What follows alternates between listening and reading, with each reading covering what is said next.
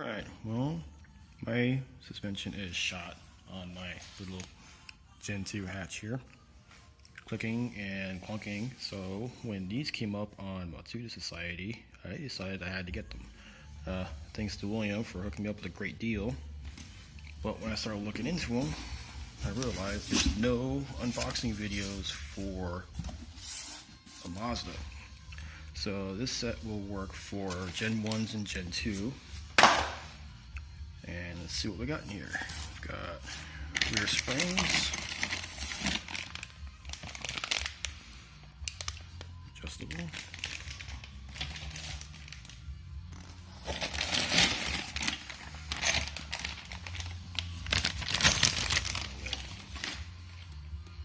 sorry for the video, I've only got my phone.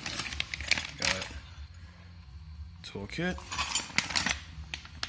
adjusters, and the wrenches for the collars.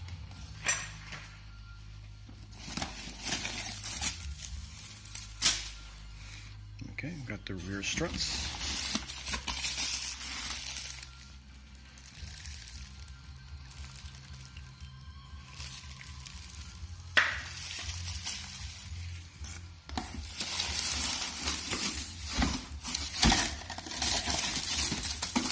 I think I've ever seen cardboard netting before.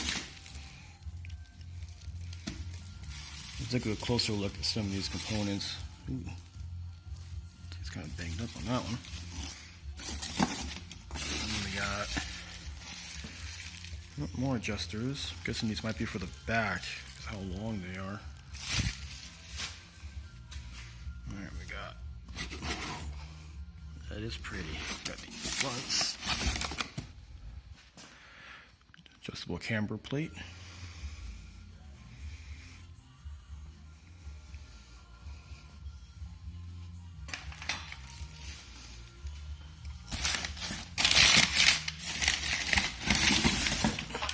Other side.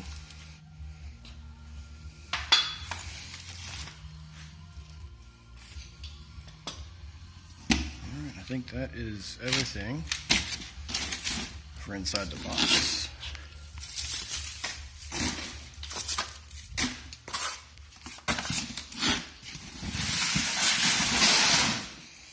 Alright, let's take a closer look at what we got here.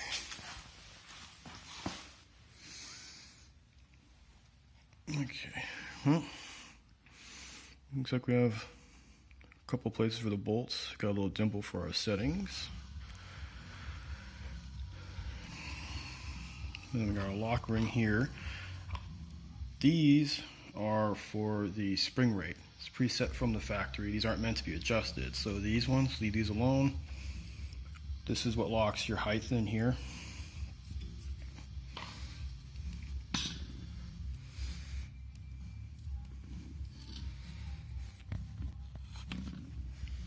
So you twist the body itself, and that's how you adjust your height. And then once you get to where you want it, lock it in with this, and your wrench is over there. And once you got it set to where you want it, you slip in your adjusters here.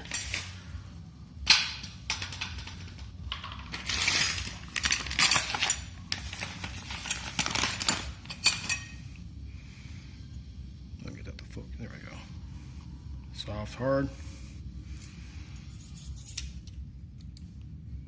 And you don't really hear a click, but you'll feel it each notch. So set it all the way soft.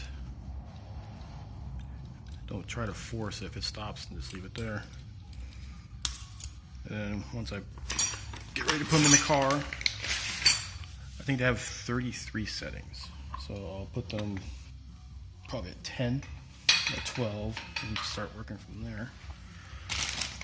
That springs here.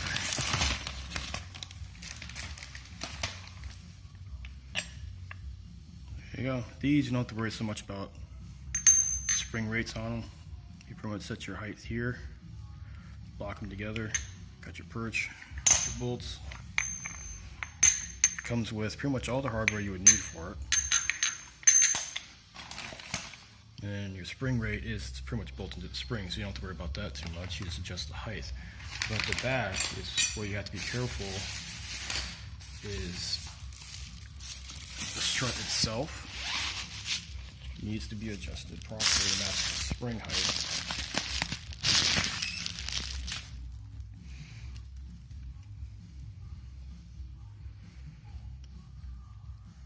So when you set these up, for whatever adjustments you make to the height for the springs here, you have to match it here, because the strut is only supposed to have so much travel. If you set this real low and you leave this up all the way, you end up taking it past where it's supposed to, and then you end up blowing the seals and your strut's shot. Then for this one, I think it's what we have here.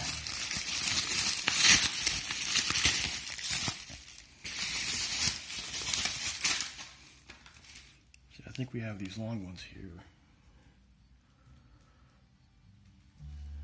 For here, yeah, there we go. And I think since these are tucked away up in the fender, you can't really see it from the inside of the car, because we have covers sitting right there. So I don't know if you like that, but backlight mod. So I think that's what these are for, so you can probably route them out someplace and still access them while the car is still together. Let's see. What else do we have? Well, let's see what else we got in here. Got mandatory sticker. I think I'll pass on that. I'm not big on stickers on my cars. Got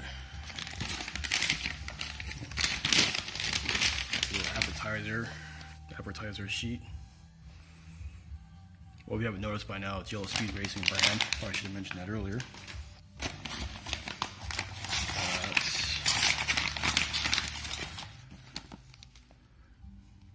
Here we go. Got a little manual. Even has a little list of the kit that was put together. You know, if you notice here, it says for a BK chassis 0409. The BL chassis up to 13, they use the same suspension mount, so anything that works on one should work on the other, including the speeds. There we go. Yeah, told you how to measure it out, how to set your rear shocks, since we don't have coilover setups like these back ones here. On my Supra, it's a lot easier because they're all just like that. All I gotta do is set the height. Everything else you don't have to worry about unless you want to adjust your spring preload. So yeah, pretty much goes over. Get some glare there. All the parts, how to set it up. What not to do. Oh, here. Yeah, this is what I'm talking about. That preload, where you don't mess with these collars here. The ones right above the spring, or right under the spring. Use this one here to adjust the body, and then lock it in. And if you got like a torque wrench or something, you can use it on some of these. So I don't know if this one is like that or not. Well, this one it's not, but here's one of the adjustment wrenches here for the collars. Slip into the notch and turn, which I'm not going to do on this one. And then if you use it on the smaller collars, it slips off. Smaller one. Well, this one's got might be able to use a 1/2 inch, so you can use like a torque wrench on it. And the same thing, just slip it in there, turn. Once this is mounted in, you spin this, lock it in there, hit it with a mallet. Soft mallet if you don't have a torque wrench that'll fit. This one, only one of the wrenches has a spot for it. This one doesn't seem to have one, which I think is for, yeah, It'll fit the back ones here, so I don't know what's going on with that. Anyways, back to the manual. I'm going to show you. That's what we want.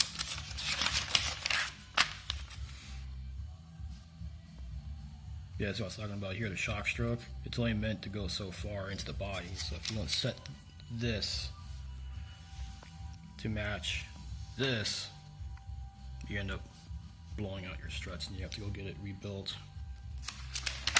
And I'm putting them in because I don't want to have to worry about rebuilding them. Okay, so that's about it.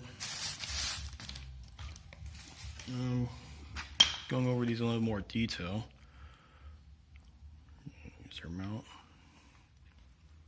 It's already got bushing inside. Hopefully that's decent enough that it's not going to wear out and start clicking. And then you got your desk boot, threaded body, lock collar.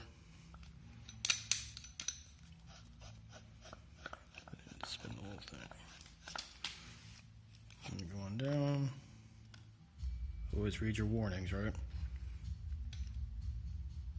And you got your bushings already set, so it looks like these wouldn't be too bad to maybe get rebuilt if they start giving out after a while, because it looks like they have a, so we can focus here, a collar they can remove here.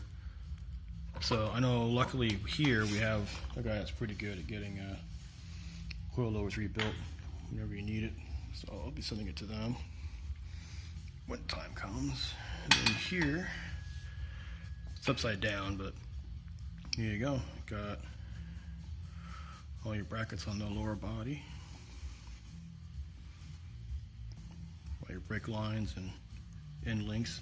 I noticed, I think the Godspeed kit came with adjustable end links. This one does not. And this one I think new costs a little bit more, but I got cut a great deal from William. So yeah, I think that's about it. There's not really a whole lot to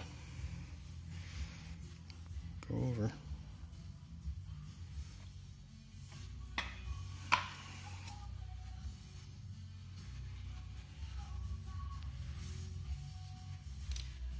Well, another reason why I wanted to go coilovers this time from the stock ones is all that rubber up here is metal bearings here.